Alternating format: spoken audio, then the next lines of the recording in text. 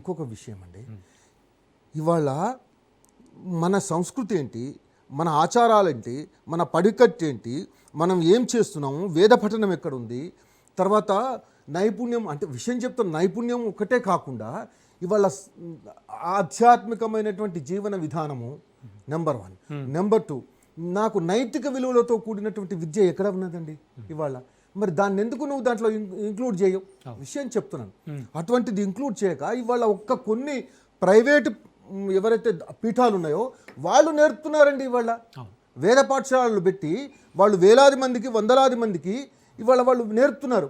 నువ్వు గవర్నమెంట్ మా మా మా పైసలు, అవి భక్తుల యొక్క పైసలు, మన పైసలు. అంటే ఇంకెక్కడ నుంచి తమిళనాట ప్రతి ఆలయానికి ఒక మహర్దశ పట్టబోతోంది. 100% అండి. Very good. నేను అనేది ఏంటంటే, కానీ ఇంకొక విషయం కూడా చెప్తున్నాను. ఇప్పుడు ఒక విషయం తెలిసింది ఏంటంటే, అక్కడ అనాథగా ఉండేటువంటి ఆలయాలు చాలా ఉన్నాయి. తర్వాత మెయింటెనెన్స్ కూడా చాలా సరిపోతలేదు, కాబట్టి మనం డైవర్ట్ చేయకూడదు అని అన్నారు. నేను ఇంకొక విషయం కూడా చెప్తున్నాను. ఒకవేళ కనుక ఎక్సెస్ మనీ రేపు వచ్చింది అనుకోండి, ఎక్సెస్ ఉంది దీంట్లో మనీ, అన్ని ఆలయాలకు పంపిస్తున్నా కూడా లేదు, మళ్ళీ డిసిషన్ మార్చొద్దు అనేటువంటి భావన మాది. నెంబర్ 1. నెంబర్ 2, ఇంకొక విషయం ఏంటంటే, ఇదే పద్ధతి తూచా తప్పకుండా మొత్తం భారతదేశం కూడా చేయాల్సినటువంటి అవసరం ఉంది. ఇవాళ మేము కోరేది అదే. ఇవాళ లౌకికం అనేటువంటి పేరు పెట్టి ఆ దేవుడి మీద నమ్మకం లేదు, ఆ దేవుడి మీద భక్తి లేదు. నేను ఉదాహరణ చెప్తానండి. తమిళనాడు అంటే డిసిషన్ తీసుకున్నాడు, వెల్కమ్, అది చాలా మంచిది అది, కానీ మార్చకుండా ఉండాలనేటువంటి భావన నేను వారికి విజ్ఞప్తి చేస్తున్నాను మీ ద్వారా, మన ఛానల్ ద్వారా. నెంబర్ 1. ఇంకొక విషయం ఏంటంటే, ఇక్కడి పరిస్థితి చూస్తే వాళ్ళ పరిస్థితి ఏందండి, ఇవాళ మన తెలుగు రాష్ట్రాల్లో ఇవాళ 6 భాగాలుగా విడగొట్టి ABCDEF అని చెప్పేసి విడగొట్టి ధూపదీప నైవేద్యాలకు కొరగా అనేటువంటిది ఏదైతే ఆలయాలు ఉన్నాయో వాటిని వదిలిపెట్టేశారు. వాటిని చూసే నాదుడు చాలా ఉన్నాయి, చూసే నాదుడు లేడు. ఇవాళ ఏవైతే పెద్దగా ఇన్కమ్ ఉన్నటువంటి వాటిని మాత్రం నువ్వు పట్టుకొని వాటి మీద వచ్చేటువంటి మొత్తం తీసుకొని ఇంకొక దారుణమైనటువంటి విషయం అండి. మనం పార్షియాలిటీ అనేటువంటిది కాదు. ఇవాళ కొన్ని ఆలయాలలో పనిచేస్తున్నటువంటి ఆ పూజారి యొక్క కొడుకులను చేసుకోవడానికి కూడా పిల్లలు ఎవడను వాళ్ళు ఎంత బాధపడుతున్నారంటే, ఇవాళ ఎంత దయనీయమైనటువంటి పరిస్థితిలో ఉన్నారంటే, అటువంటి పరిస్థితిలో ఉన్నటువంటి వాళ్ళను నువ్వు కాపాడాల్సినటువంటి, నీకు వచ్చినటువంటి భక్తులతో వచ్చినటువంటి పైసలతో వాళ్ళని కాపాడాలి. మన సంస్కృతికి నిలయాలు వాళ్ళు. కమ్ బ్యాక్ టు తమిళనాడు విషయం. తమిళనాడులో కేవలం హిందూ ఆలయాలపైనే కాకుండా మీరు మొదట్లో చెప్పినట్టుగా మిగతా మతాలకు సంబంధించినటువంటి ఆలయాలు కావచ్చు, లేకపోతే వాళ్ళ పర్టికులర్ నేమ్స్ ఉన్నాయి, అంటే అవి ఏవైనా కానివ్వండి, మనం ఫ్రీగా చర్చించే పెద్ద విషయం కాదు. మిగతా మతస్థులపై కూడా వాటికి సంబంధించి కూడా ఏమైనా డెసిషన్ వెలువడే ఛాన్స్ ఉంటుందంటారా? అండ్ ఇక్కడ మరో విషయం మనం మాట్లాడుకోవచ్చు కూడదో నాకంత తెలియదు, కానీ ఒక విషయం అడుగుతాను నేను.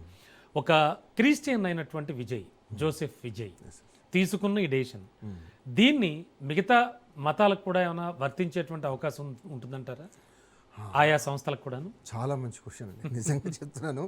అంటే ఒక్క విషయం ఏంటంటే, ప్రస్తుత పరిస్థితులలో, అంటే నేను ఓపెన్గా చెప్తాను, మీరు ఓపెన్గా అడిగారు కాబట్టి ఖచ్చితంగా ఓపెన్గా చెప్పాల్సి ఏంటంటే మన అందరూ ప్రేక్షకులందరూ తెలియాల్సినటువంటి అవసరం కూడా ఉంది. అందుకే ఎందుకంటే చాలా ఆలయాలు అత్యంత దారుణమైనటువంటి పరిస్థితుల్లో తమిళనాడులో ఉన్నాయి.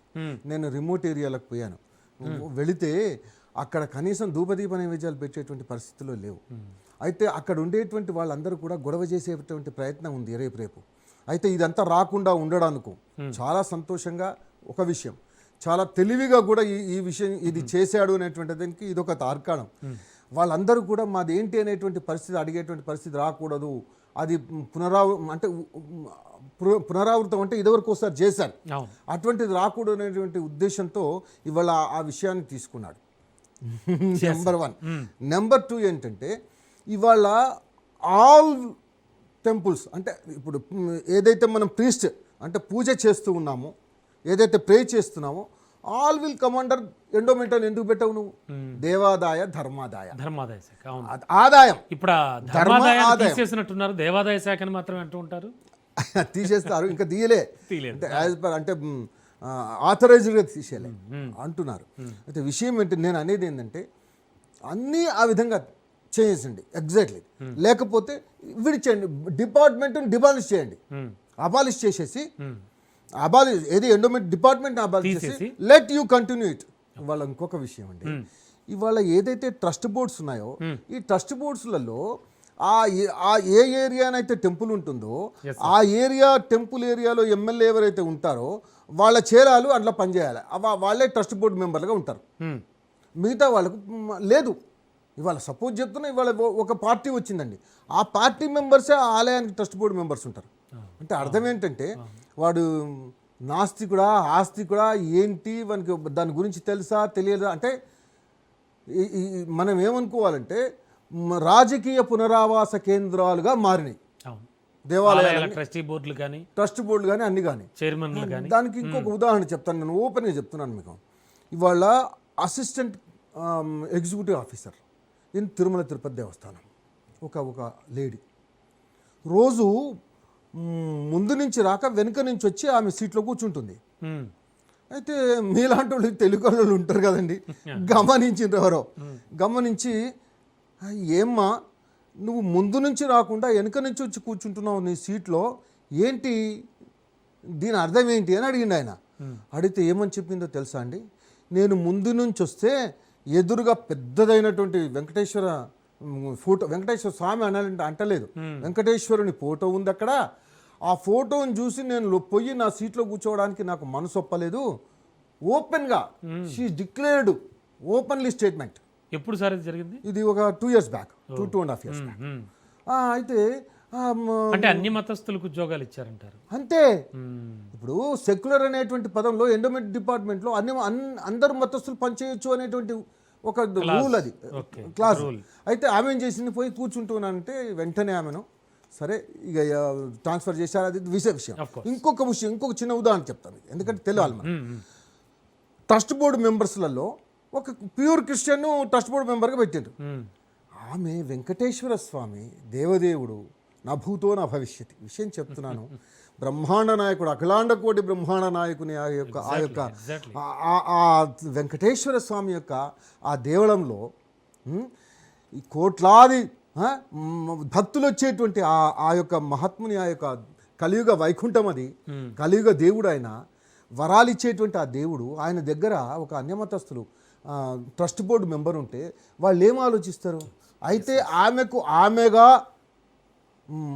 ఆలోచించుకొని నేను యేసును నమ్ముతాను, క్రిస్టియానిటీలో ఉన్నాను నేను, కాబట్టి దీనికి నేను అనర్హురాల్ని, కాబట్టి నేను రిజైన్ చేస్తున్నాను అని చెప్పి రిజైన్ చేసిపోయింది ఇదివరకు.